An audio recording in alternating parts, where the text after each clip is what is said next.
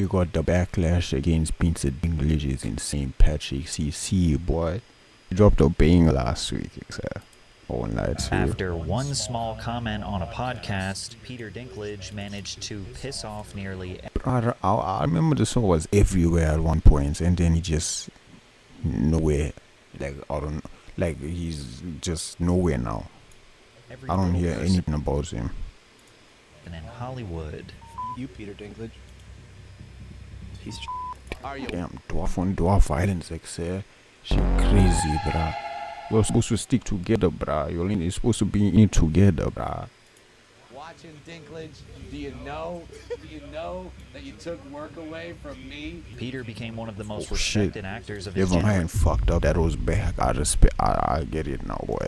Can't fuck up the by back. refusing to let Hollywood reduce him to the stereotypical roles little people often get. But since he has reached the pinnacle of success in the industry, he may have forgotten just how many dwarf actors are still relying on those exact jobs to survive. Boy. Or What a maybe movie that it was. I wish I could watch that movie again, bro. he is gatekeeping Like, for the them. first, I could watch it again because I probably forgot most of the shit that happened in the movie, so I probably could watch it again for the first time. to remain on top, because what sounded like him standing up for his community actually may have resulted in Hollywood erasing little people from the screen entirely. It's so bad that it's being compared to by some little people as the quote physical version of blackface. As an aspiring actor with achondroplasia, Dinklage was determined to That's a avoid crazy cut, boy. What the fuck? That all gotta exfoliate some lid, bruh. low-hanging fruit opportunities that might have helped his career. He said, "I was in an office for quite some time, longer than I should have been, but I was terrified of not being able to pay the bills. I was turning down acting roles, which weren't really acting roles, commercials and stuff like that, so I just stayed in this cubicle for a few years." Dinklage started out in a very common position that a lot of little people confront when aspiring to be actors. Most were traditionally cast for fantasy roles, which Staring into my soul, boy.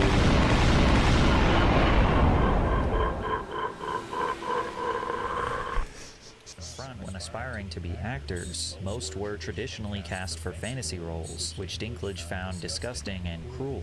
Actors with dwarfism are relegated to being creatures. They're not really complex human beings, so I was not really interested in that. At least they getting work, sir. I think they would be happy that they actually getting fucking. I think that they will already be at a disadvantage being little people in the industry, sir. So they're gonna appreciate the work that's given, and you want the work to be taken out completely like that. Sound like you disconnected from old people in my G.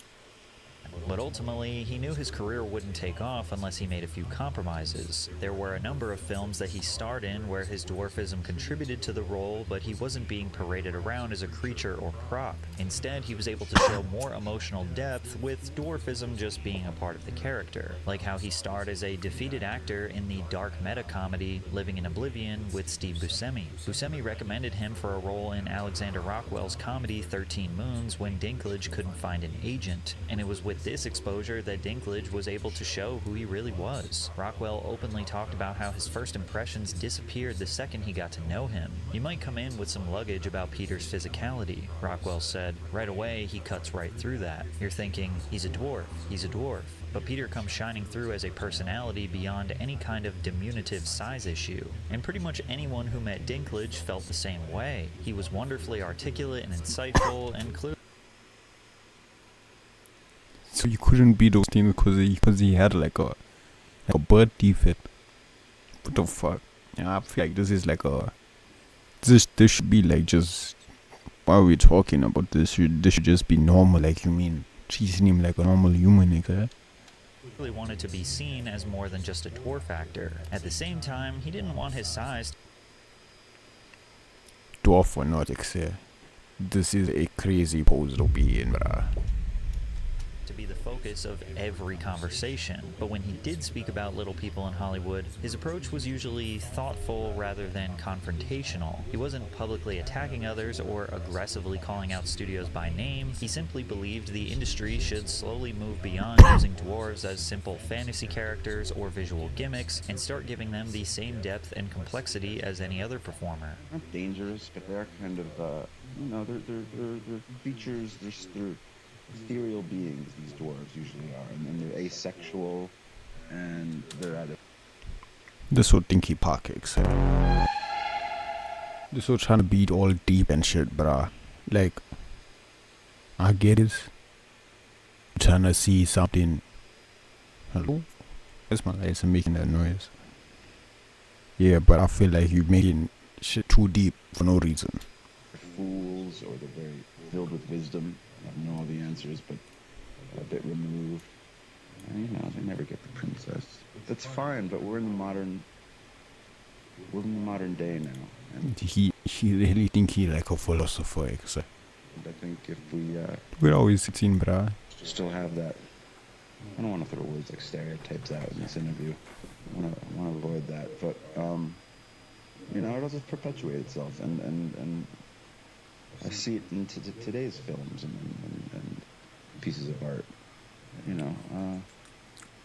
I'm not interested in playing those things. In that clip, you can feel his hesitance, like he was walking a fine line, because in the back of his mind, he knew that these stereotypical roles also do give little people consistent jobs in the industry, which is important for them to be able to take to then one day be able to advance their careers. But before we get into that, let's say you're about to jump on a roller coaster donation, unlike while having Dwarf Bride and Tom McCarthy's The Station Agent. Hey, buddy, where's Snow White? Grumpy or sleepy over there, huh? While having dwarfism was a central point of Peter Dinklage's character, he didn't mind because Finn had the depth he was looking for. The movie was pretty brilliant because it found a way to make you forget about his size until someone abusive confronted him with prejudice. You spent most of the hour and 30 minutes trying to figure out exactly how he felt. Often roles written for someone my size are a little flat. I love this about this character that Tom wrote. He has this stuff going on. He has romance. He's got romantic feelings. He's got anger, and he's got flaws. I'm not a spokesperson or an activist for people my size. I'm not going to get on my soapbox about that stuff. Comical movies starring dwarves such as Austin Powers films, because people can do what they want to do. Sure, it might perpetuate a stereotype, but I'm not going to be a hypocrite. I have a grand time at those movies. I was laughing my butt off at those movies, so I'm not going to cast my judgment upon it. For me personally, that's something I try and stay away from. That same year he starred in The Station Agent, Dinklage took another I need to watch this movie. Apparently this is like a Christmas classic, but I haven't watched the shit. I haven't watched most of the Christmas movies, I won't lie. One of the most iconic. I barely seen Home Alone. I just seen like a couple minutes of it when it was randomly on the TV back when I was a light. Christmas movies of the 21st century. Lighty mean child. Elf. Every Christmas season, little people in Hollywood get the call to play Santa's helpers. But the movie Elf was different. The only actual dwarf who was cast in the film was Peter Dinklage, and he didn't play an elf, but rather as Miles Finch, a successful children's author. The short scene he's in is simple, yet extremely layered. Buddy, the actual elf, who is 6'3", sees a short man and immediately assumes he must secretly be one of Santa's elves. Not a businessman, not a normal person, just a fantasy creature. Does Santa know that? This is like the point of the movie, but it's like it's these type of movies where like just dumb shit.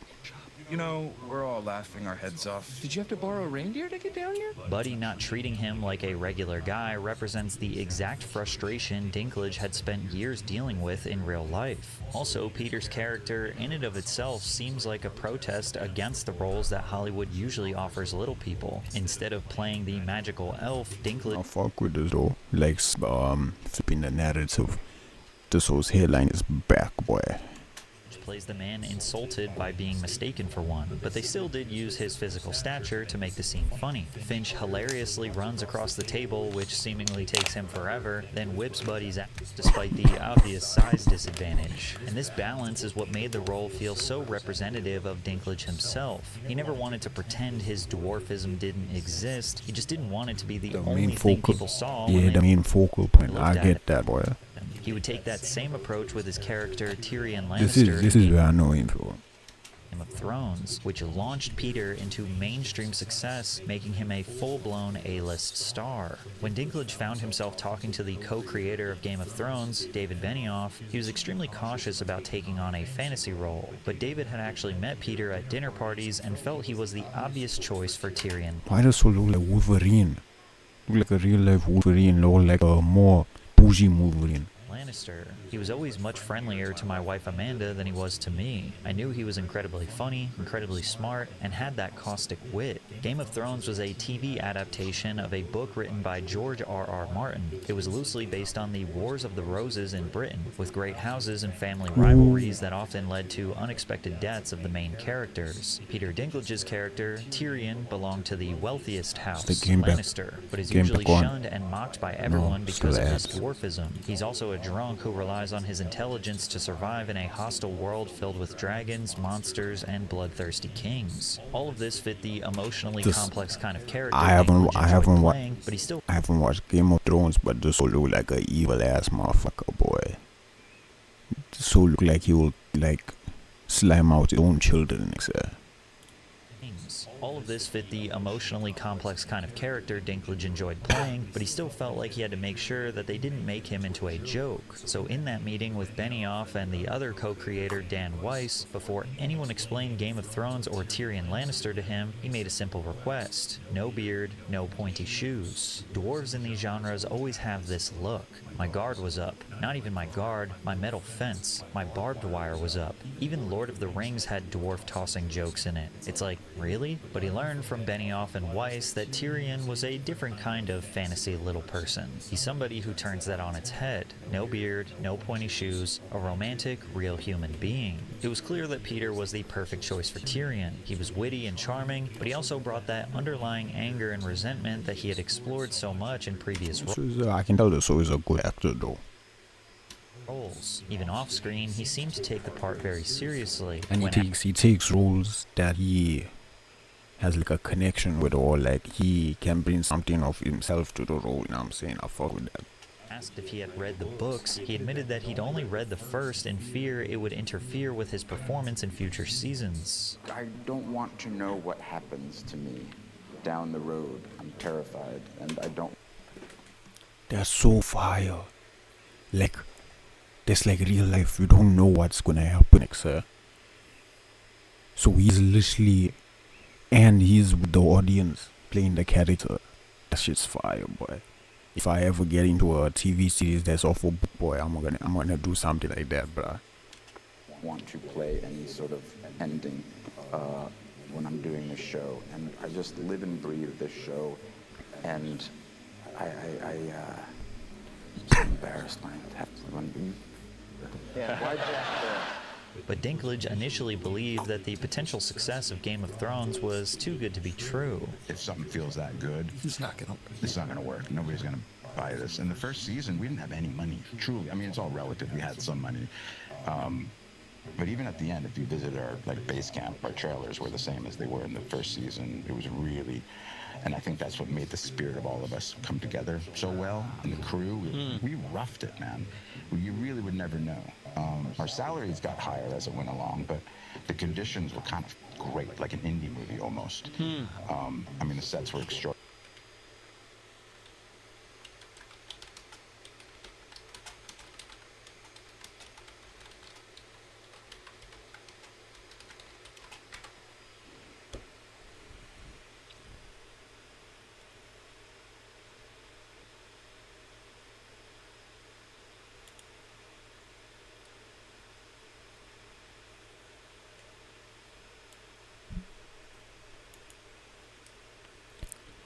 Game of Thrones main cast reports a salary of $3,000. Season 1, $22,500 per episode. Season 1, $22,000. Let me go to my good old trusty dollars. 2 rands. What did it say? 22,000.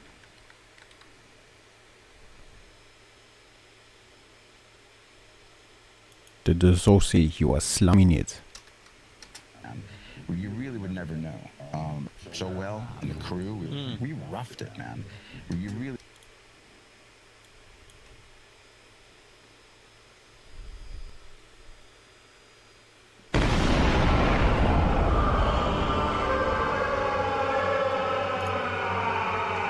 That's rough. I don't want to see is broke, sir. You would never know. Our salaries got higher as it went along, but the conditions were kind of great, like an indie movie almost. I mean, the sets were extraordinary, and the costumes were extraordinary. That didn't feel indie, but the vibe did, and I think that's what really.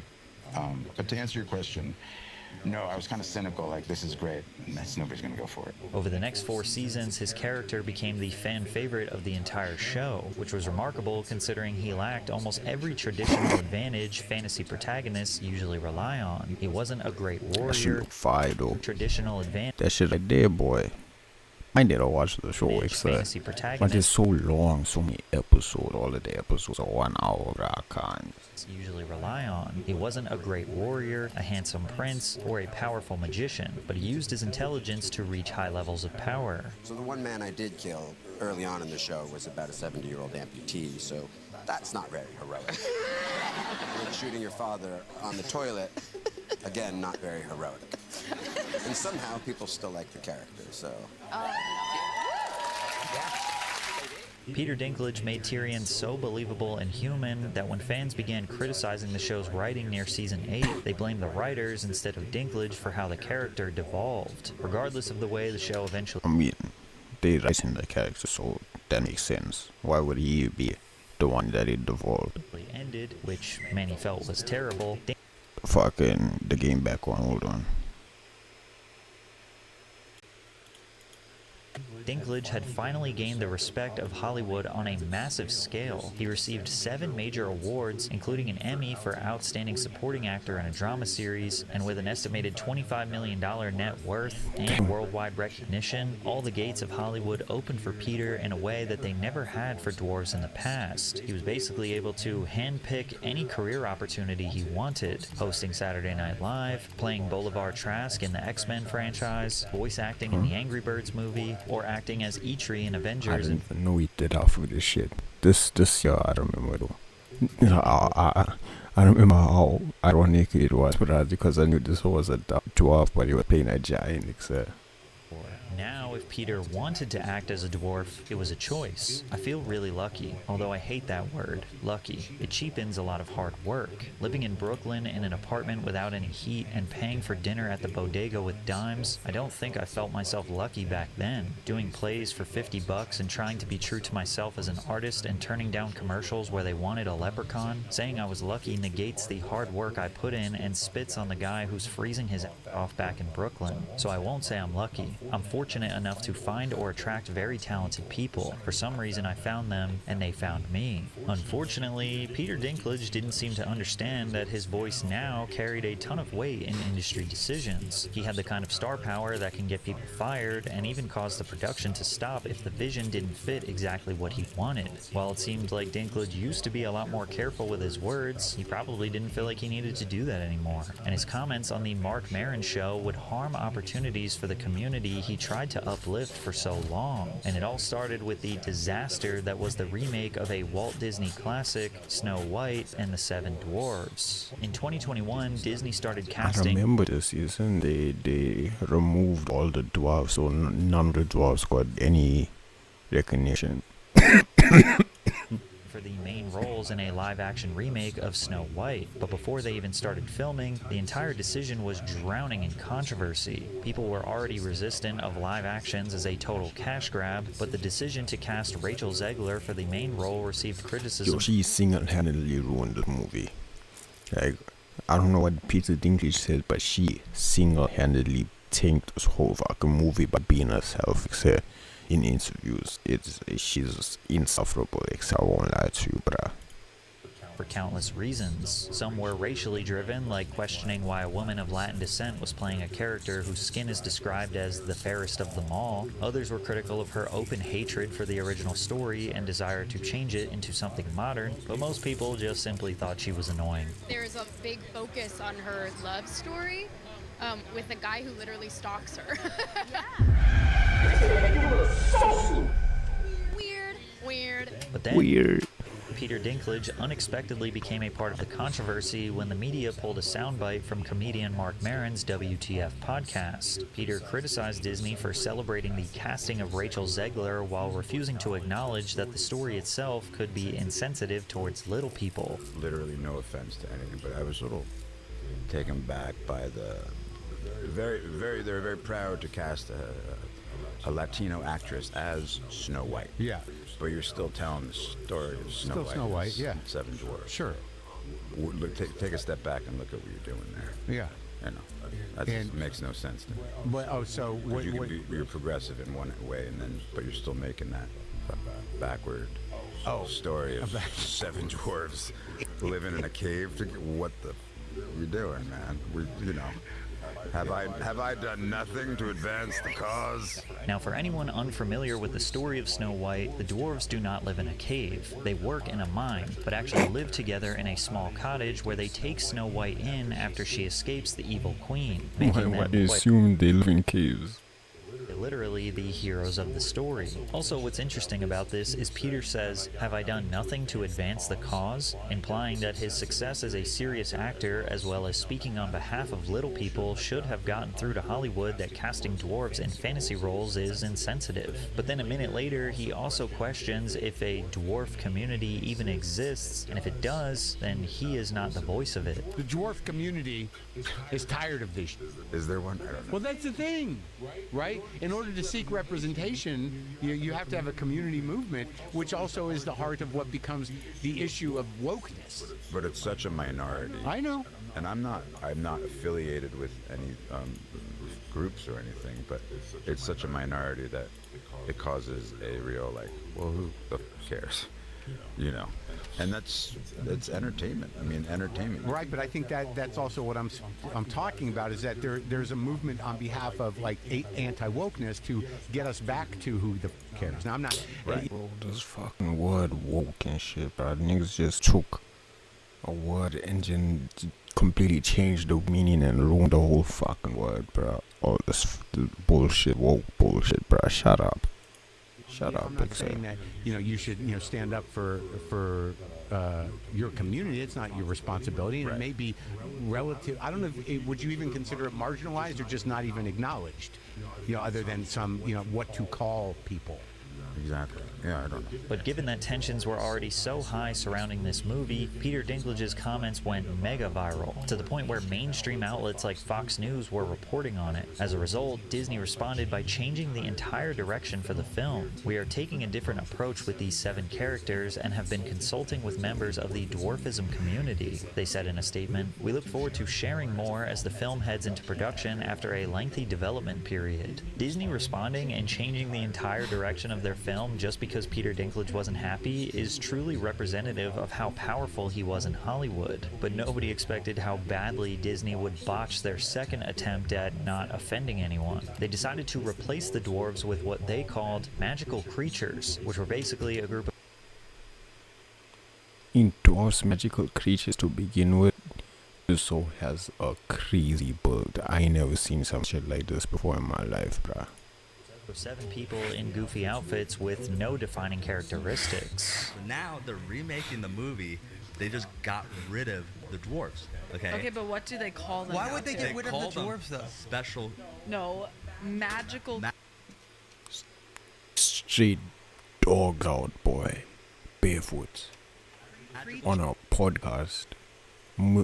Thousands of people are gonna see this. Your bit holes.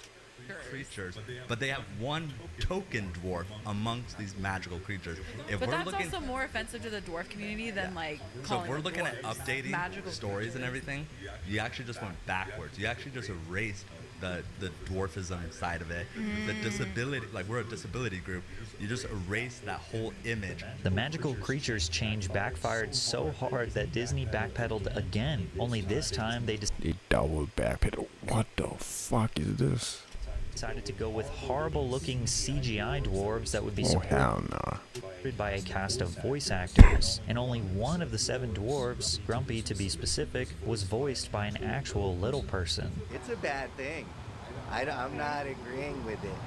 One, because He could have had his face there. what they're doing is pretty much you're replacing jobs that people could have as little people. Snow White and the 7 dwarfs, it's 4 dwarfs. Even though it seemed like Peter Dinklage was trying to stand up and defend little people, he actually ended up receiving a lot of criticism from the dwarf community, with many believing that he single-handedly robbed a demographic of potential jobs. The first to call Peter out publicly was WWE wrestler Hornswoggle. I mean, my biggest thing is he wants to be progressive, and it's all about progression, and I support that completely, but the issue is him being progressive is eliminating 7 potential dream His jobs. name Hornswoggle. I know this one. I recognize him, but I don't know his name was Hornswoggle. What the fuck? From the dwarf acting community, and that's my issue here. Is he's saying he wants to move forward and do good for the community when these are dream jobs. I got hired by WWE.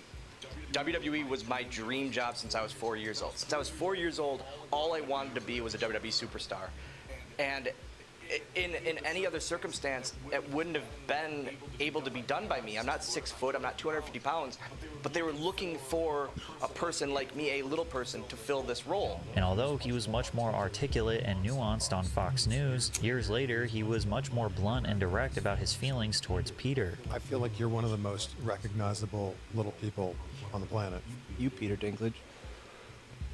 Piece. Damn. That's real heat, too. I hate him. He costed so many people in my community jobs with that Snow White bullshit. Pisses me off. He wanted to make a statement. He thought he was making some cool, hip thing. This is a classic situation of you had the right intentions when you first came in, but then you got lost in the sauce, boy. It wasn't. When he did Elf, that check cashed just fine. Tyrion Lannister was a role for a little person. He cashed that check for all those years. Like, I'm okay not going out for Brad Pitt's role. Give me Grumpy or Happy or Sleepy. In a major Disney remake? Yeah, come on. That's a and then check, you're gonna boy. have 7 dwarves. How am I? Then they're extras, then they're stunt doubles. That are all gonna get paid. Comedian Brad Williams has also been open about how he feels That's towards so true. Dinklage's I comments. recognize him. It was Dinklage, and then he kicked a lot of us out of a movie. So now it's me. And while Brad likes to be silly when talking about this, since he's a comedian, he is serious about how he feels about Peter Dinklage. I tell you what I would have played. I would have played a dwarf in the live-action Snow White movie, but then they took out the dwarves. Thanks, Dinklage. Yeah, because Are you watching? Are you watching, Dinklage? Do you know that you took work away from me and my 6-year-old dwarf daughter? You took money and food out of my 6-year-old daughter's mouth. Thanks, Dink. All right, sorry. That's the yak talking. Did you really get upset? Yeah.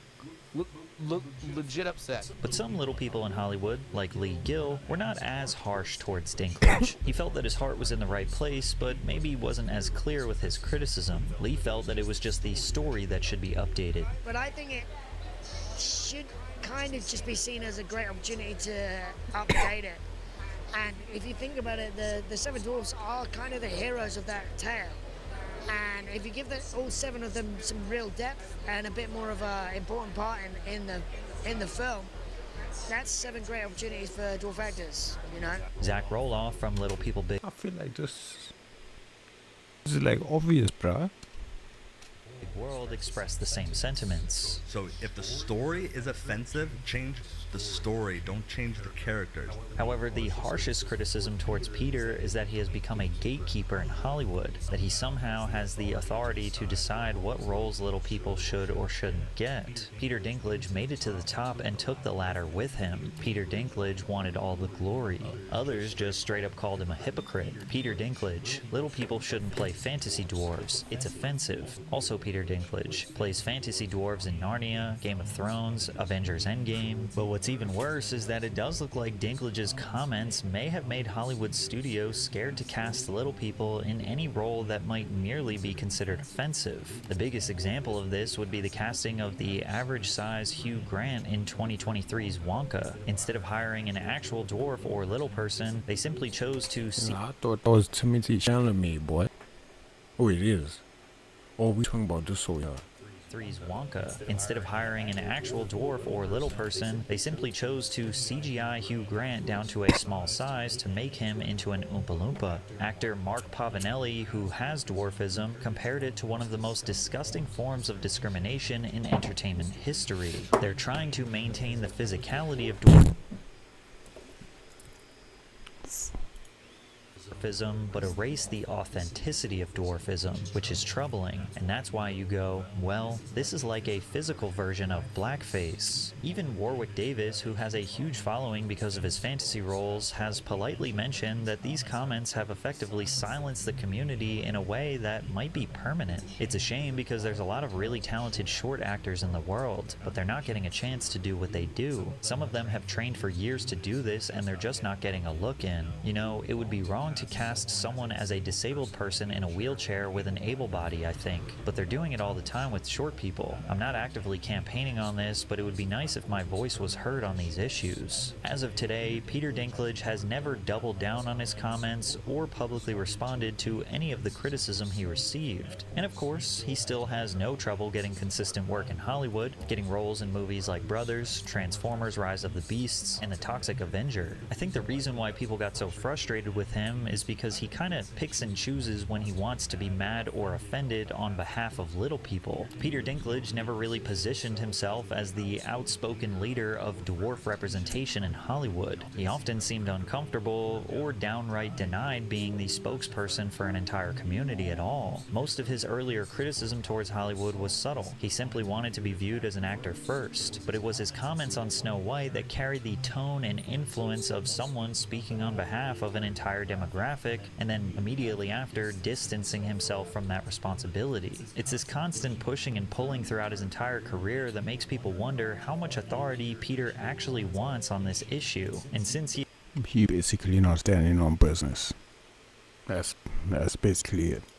He has reached the pinnacle of this industry and has no trouble finding work, I don't think we're ever going to get a response from him. There's literally no incentive for him to do anything other than stay silent. All we can hope for at this point is that Hollywood doesn't continue to go down this road of hyper-focusing on not offending anyone and just get back to making real movies again. Speaking of real movies, the dark reality is that some of the best films are those that cause the actor to lose their mind or potentially their lives. Check out this video to hear more about that.